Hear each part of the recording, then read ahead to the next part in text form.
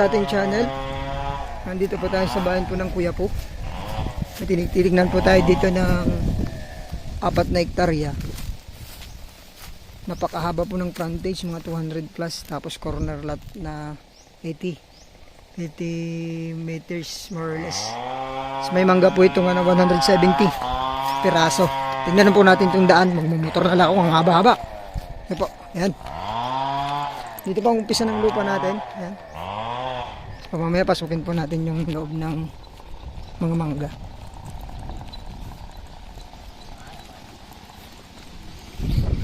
Yan. Ano, may pakita lang ako. Nagkatibag ki context lang. Ayan.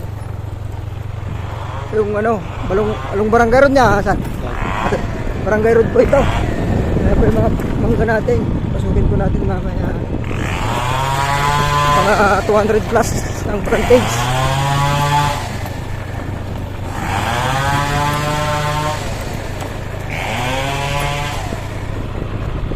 Tatanggal po yan.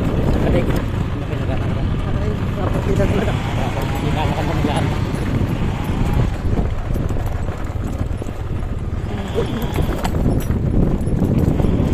Napawin ko pa niya. Parang Tungkol pa next year kung gumana. Teka ito. Pag-asin sa pa'y mamisado na bayar mo na. Gumana nga rin tayo. I-atras na sa pilang road. Gumana ka dyan. ito yung corner natin niya. Tapos garapay. Tapos ito yung corner lot. Mga mangga natin.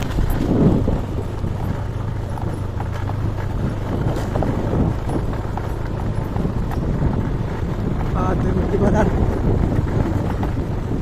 Ito yung boundary. Ata di boundary na.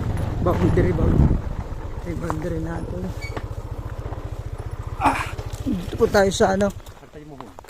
Dito po tayo sa mas malapit sa highway. Mga 1 kilometro mahigit siguro, bro. 1 kilometro mahigit po. Tapos yung cemented road, mga ano lang po ito. Mga 500 meters siguro. Ang barangay road. Cemented road. So barangay road po ito. Ito po yung muhon nila. Ayan. Ayan po.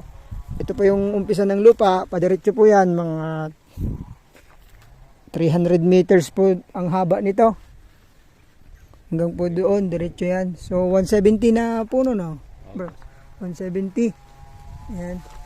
Oh, gaganda po. Puro namumunga na lahat. Nagbabawas tayo konti ngayon kasi ano. Masyadong yung malalapit po ma'am ay tinatanggalan po ni boss para mas maganda po yung bunga. I-spray na ba ito ngayon? Hindi ba itong monsoon? Okay. By May or June. Sige. Yan po yung mga mangga natin. Paliliparan po natin ng drone mamaya. Ito po yung ano, dinunit ba ni sir itong daan na rin to? Parang ganun na.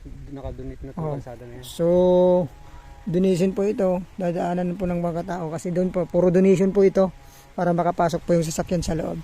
So ito po, lumagpas po tayo mga 1 tarya pa ba? Boss? O 5,000? Oh, nasa 5,000. 5,000 pa po ang lumampas dito. So yan po yung mga mangga. Gaganda po. Para pa umingo. Domingo tapos ay oo, hanggang dito pa napakabakod na tong property, ma'am. Nakabakod na po siya. So hindi na po mawawala. May mga muhon na rin.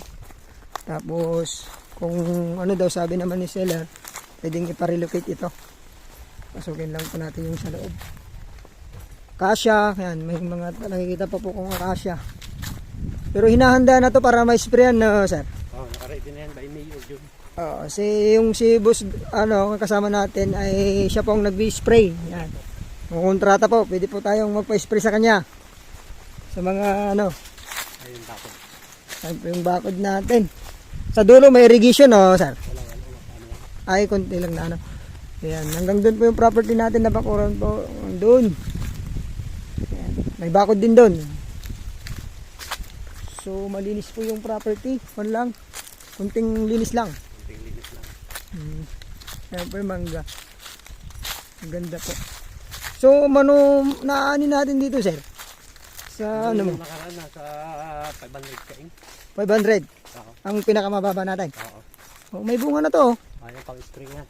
Oo. Iba yan, hindi nakasali. Hindi nakasali. Ito, line na to. Ito, yung end na po na ito. Ito yung Doon, diretso na po yan. sa kalsada na to eh. Kalsada na. So, yun. Yung ibang property naman. Dito tayo sa pinakaharap ng property.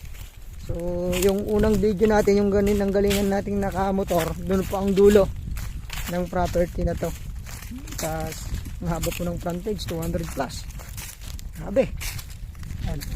So, by, June, may sprayan to, sir? May or June. Kung mabili nyo po ito, maka, pag-usapan na lang po kung kay sir. Kasi kontrata naman siya eh. Sabagay, pwede naman niyang anihin muna, sir? Pwede naman, yan. Nasa usapan. Ang ganda po. Sa mga naghanap po ng din dyan. Kung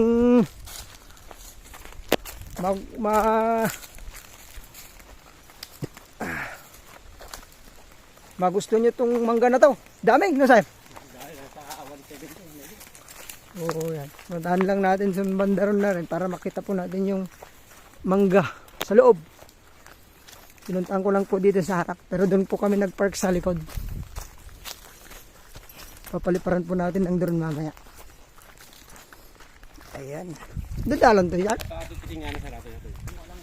Okay, pasukin po natin tong yan yung daanan. Ito tayo galing. Sige po, pasukin po natin. May dati pong bahay. Ang gandang gawing resort din po ito. Maluwang na resort, 4 na hektarya. Kunting linis lang po ito. Yung mangga pong tinanggal nila ay mga po yun. Hindi po karabaw. Para mayroon din po star apple. Ayan, boundary nila. Kasya. Ang haba-haba ng ganda. Corner lot.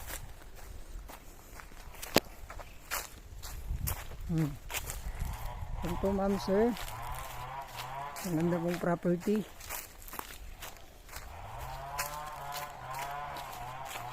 Medyo mahaba-haba pong lakaran. Ang dami po pong mangga doon. Ito po yung barangay. Dumaan lang po tayo dito sa gitna. Puro namumunga na po lahat to. Minimum daw po na nakukuha 500.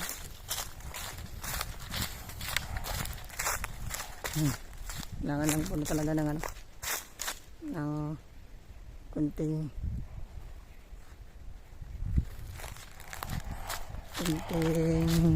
linis-linis. Ayan. Titled property po pala to.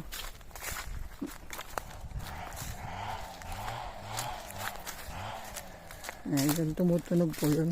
Tatanggal po na sila. Pruning para hinahanda po sa June para may spray. Ayan.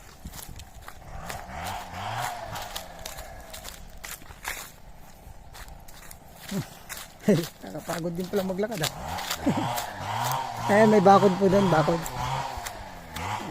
Yan po tinatanggal nila pero hindi po yun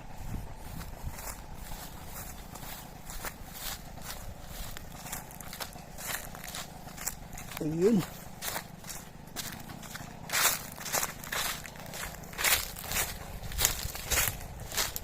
Tayo sa gitna.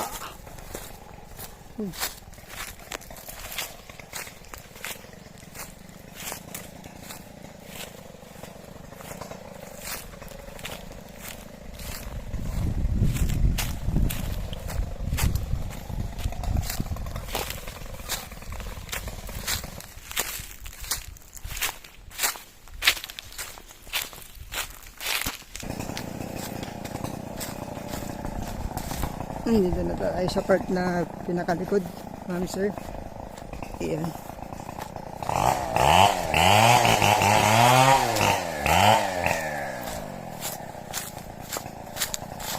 Ayan.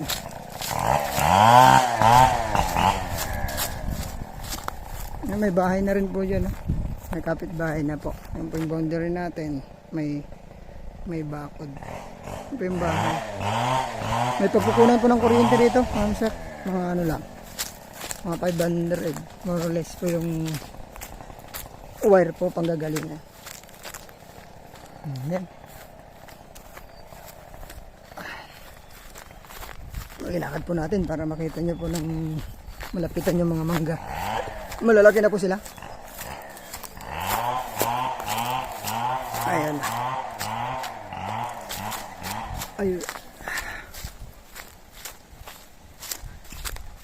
Yun, sana magustuhan nyo po. 4 po na hektarya. 178 ang mangga. May mga ngilan-ngilan po na akasya. Tapos kawayan. Ayan. Doon po tayo galing kanina yung umpisa natin nung sumakay tayo ng ang ganda. So yun, sana po magustuhan nyo. Bayan po ng Kuya po. Nubaysiya po. Ayan. Maraming salamat po, God bless. Ingatan po kayo ng Panginoon.